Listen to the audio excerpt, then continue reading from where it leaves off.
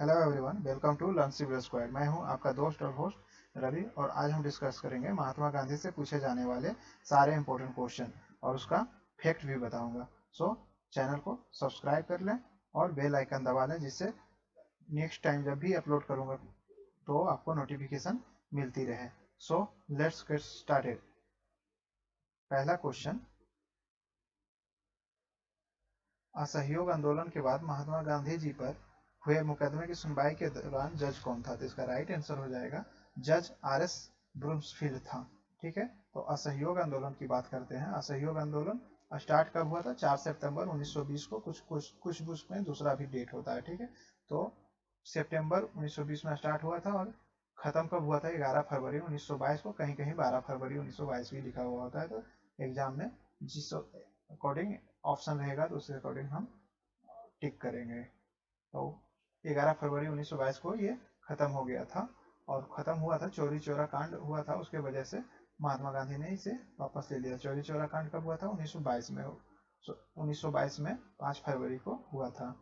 ठीक है, और गांधी जी अरेस्ट हो गए थे और उनको 6 साल का जेल का सजा मिला था, और वो 1924 में रिहा भी हो गए थे because of some health reason की वजह से उनको 1924 में रिहा कर दिया गया था। और असहयोग आंदोलन का एम क्या था? तो इसका एम था सेल्फ गवर्नेंस एंड पूर्ण स्वराज, इसका एम रखा गया था। ठीक है, और इसको फंडिंग कौन प्रोवाइड कर रहा था? असहयोग आंदोलन के लिए फंडिंग प्रोवाइड कर रहा था तिलक स्वराज फाउंडेशन के द्वारा। इसको फंडिंग दिया जा रहा था, और ये इसके थ्रू दो काम हुआ। स्वदेशी चीज़ों को अपनाया गया, जिसमें कि शिक्षा को लेकर दो यूनिवर्सिटी एस्टेब्लिश किया गया, एक जामिया मिलिया इस्लामिया और दूसरा काशी विद्यापीठ को एस्टेब्लिश किया गया था। तो नेक्स्ट चलते हैं दूसरा क्वेश्चन की ओर। 6 अप्रैल 1919 को महात्मा गांधी जी ने किसके खिलाफ हड़ताल का आह्वान किया था? तो ये रॉलेट एक्ट के खिलाफ उन्होंने हड़ताल किया था। तो रॉलेट एक्ट कब हुआ पारित? 18 मार्च 1919 को हुआ था। तो इसमें जस्टिस रॉलेट जो थे, उन्होंने इस कानून को पास किया। इसके अकॉर्डिंग बार टाइम का रेस्ट्रिक्शन जितना भी था सभी को कंटिन्यू रखा गया, यानी कि परमानेंट कर दिया गया, जिसमें था कि ह्यूमन राइट छीन लिया गया और बिना किसी सुनवाई के अरेस्ट कर सकता था किसी को भी, 10 साल के लिए सजा दे सकता था, किसी से मिलने नहीं दिया जा सकता था, ना वकील कर सकते हैं ना और कुछ। तो वही है जैसे अभी का यूरोपीय है, यूरोपीय लगाकर उसको अंदर किया जाता है। सिविल राइट को छीन लिया, यही सब था रॉलेट एक्ट में, जिसके विरोध में इन्होंने हड़ताल किया था। तीसरा क्वेश्चन है, 1921 में बाबू शिव प्रसाद गुप्ता एंड महात्मा गांधी के साथ काशी विद्यापीठ के संस्थापक कौन थे? तो भगवान दास, ये 3 लोग थे। तीनों लोग ने मिलकर इसकी स्थापना की थी, काशी विद्यापीठ की। और गांधी जी इसका उद्घाटन किया था। इसकी स्थापना असहयोग आंदोलन के समय हुआ 10 फरवरी 1921 को, और भदैनी वाराणसी में हुआ था। वर्तमान में इस विश्वविद्यालय का नाम महात्मा गांधी काशी विद्यापीठ भी रखा गया है। ठीक है, तो क्वेश्चन नंबर चौथा चलते हैं। महात्मा गांधी को किसने महिलाओं को सॉल्ट मार्च में शामिल करने के लिए प्रेरित किया था? अभी तक क्या हो रहा था? महात्मा गांधी सिर्फ महिलाओं को चरखा चलाने और शराब की दुकानों की घेराबंदी करने तक ही लिमिट रख रखा था, लेकिन जब कमला देवी चट्टोपाध्याय से मिले तो इन्होंने उनकी बातों को माना और महिलाओं को भी इनके सम्मेलन में या फिर सत्याग्रह में भाग लेने को राजी हो गए थे। तो इसमें 7 सदस्यीय टीम बनाई थी, कमला देवी और अभिनंदन बाई गोखले जिसमें कि शामिल थी। तो इसका राइट आंसर हो जाएगा कमला देवी चट्टोपाध्याय। ठीक है, next question number 5। South Africa से इंडिया आने पर पूरा देश भ्रमण करने की सलाह किसने दिया था? तो इसका राइट आंसर हो जाएगा महात्मा गांधी के राजनीतिक गुरु गोपाल कृष्ण गोखले ने इनको पूरा देश भ्रमण करने का आदेश दिया था। और उन्होंने यह भी कहा था, जब तक तुम पूरी भारत की यात्रा पूरी नहीं कर लेते हो तब तक तुम कोई भारतीय मुद्दे पर बात नहीं करोगे। Next question 6। डांडी गुजरात किस जिले में है? डांडी गुजरात के नवसारी जिले में पड़ता है, जो कि गुजरात में है। ठीक है, और ये 12 मार्च 1930 में गांधी जी ने अहमदाबाद के स्थित साबरमती आश्रम से डांडी गांव तक 24 दिनों का पैदल मार्च स्टार्ट किया था। ठीक है, क्वेश्चन नंबर 7 की ओर चलते हैं। किस कांग्रेस अधिवेशन की अध्यक्षता महात्मा गांधी जी द्वारा की गई थी? तो 1924 में, इस 24 ईस्वी में बेलगांव अधिवेशन में इन्होंने कांग्रेस की अध्यक्षता की थी एकमात्र यही अधिवेशन है जिसमें महात्मा गांधी ने इसकी अध्यक्षता की हो। तो अब बात करते हैं प्रथम कांग्रेस अधिवेशन 1985 में हुआ, 1885 में हुआ था। इसमें जिसका अध्यक्ष ब्रह्मेश चंद्र बनर्जी थे। दादा भाई नौरोजी 1986 यानी कि दूसरे अध्यक्ष बने थे, और फिर 93 में और 1906 में भी बने। एनी बेसेंट को 1917 में कोलकाता अधिवेशन के अध्यक्ष बनाया गया था। एनी बेसेंट को जवाहरलाल नेहरू 1929 लाहौर अधिवेशन और 1937 में बैजापुर अधिवेशन में अध्यक्ष बनाया गया। सुभाष चंद्र बोस 38 और 39 दो बार लगातार बने। कुछ 39 में इन्होंने फिर रिजाइन कर दिया बिकॉज ऑफ गांधी जी से मतभेद होने के कारण सुभाष चंद्र बोस ने रिजाइन कर दिया था। क्वेश्चन नंबर 8 क्या है, सेकेंड राउंड टेबल कॉन्फ्रेंस में किसने भाग लिया था? तो सेकेंड टेबल राउंड कॉन्फ्रेंस में महात्मा गांधी ने भाग लिया था। ये 1931 में लंदन में हुआ था। प्रथम गोलमेज सम्मेलन 1930 में हुआ था और थर्ड 1932 में हुआ था। तीनों गोलमेज सम्मेलन में कौन कौन भाग लिए? तो इसका भीमराव अम्बेडकर थे जिन्होंने तीनों गोलमेज सम्मेलन में भाग लिया था।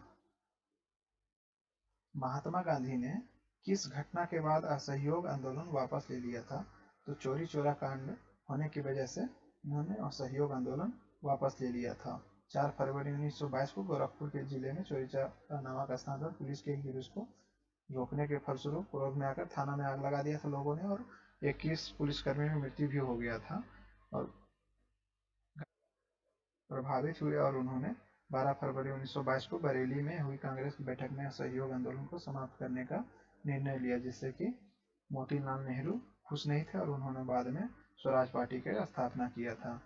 गांधी इरविन समझौता कितने सूत्री मांगों पर हुआ था? तो गांधी इरविन समझौता 11 सूत्री मांगों पर हुआ था। 5 मार्च 1931 को द्वितीय गोलमेज सम्मेलन के पूर्व इन्होंने ये समझौता किया था लॉर्ड इरविन के द्वारा। उस टाइम के वाइसराय लॉर्ड इरविन थे।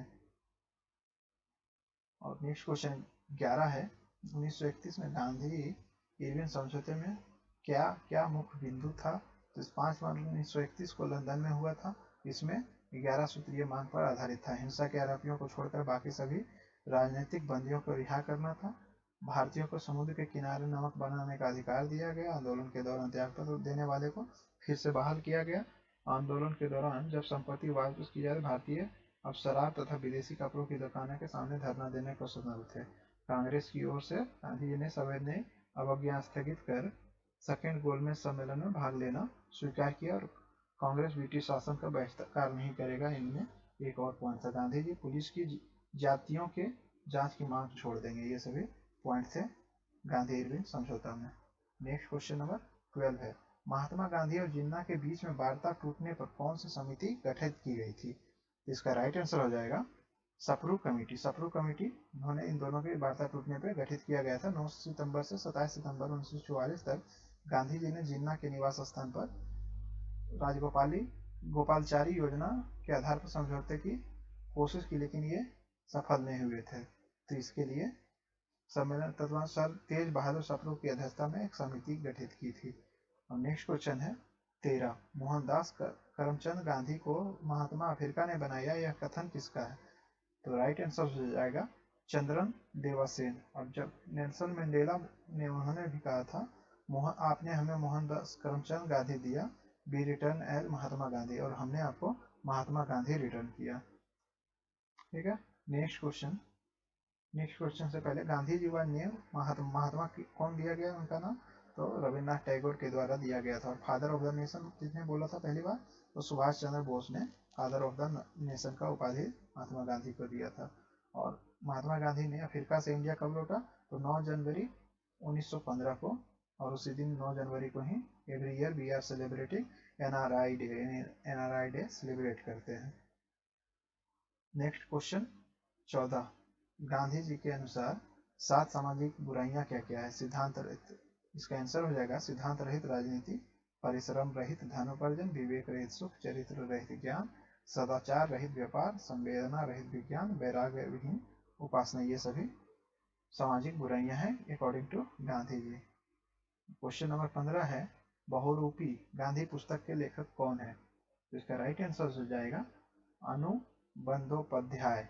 ये राइट आंसर हो जाएगा। क्वेश्चन नंबर 16, हिंद स्वराज के लेखक कौन है? तो हिंद स्वराज के लेखक महात्मा गांधी हैं, जिन्होंने 1909 ईस्वी में इस बुक को लिखा था। गांधी जी की गिरफ्तारी के बाद गुजरात के धरसाना में नमक सत्याग्रह का नेतृत्व किसने किया था?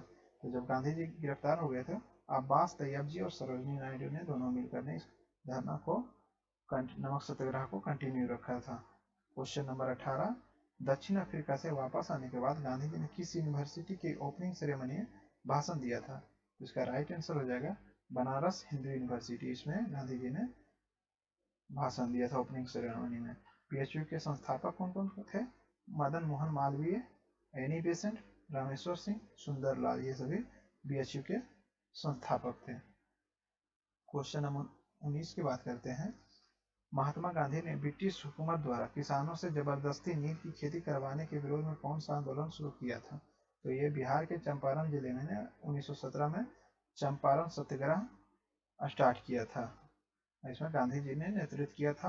राजकुमार शुक्ला के इनविटेशन पे इन्होंने बिहार जाकर इस कानून के खिलाफ सत्याग्रह किया, जो 3 कठिया कानून भी कहा जाता है। ठीक है। नेक्स्ट क्वेश्चन नंबर 20 है, चंपारण सत्याग्रह कब हुआ था?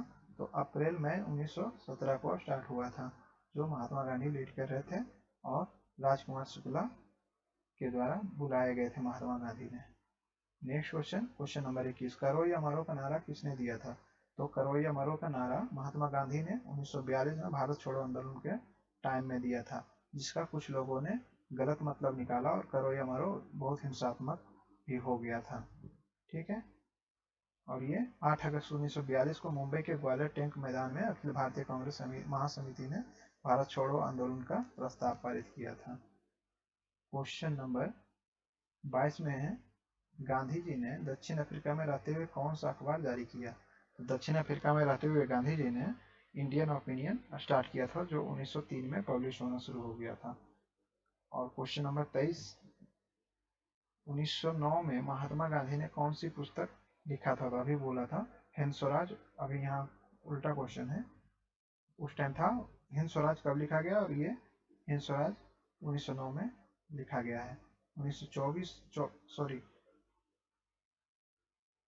क्वेश्चन नंबर 24, महात्मा गांधी को चंपारण सत्याग्रह के लिए किसने आमंत्रित किया था? तो इसका राइट आंसर हो जाएगा राजकुमार शुक्ला ने मई 1917 को गांधी जी को आमंत्रित किया था।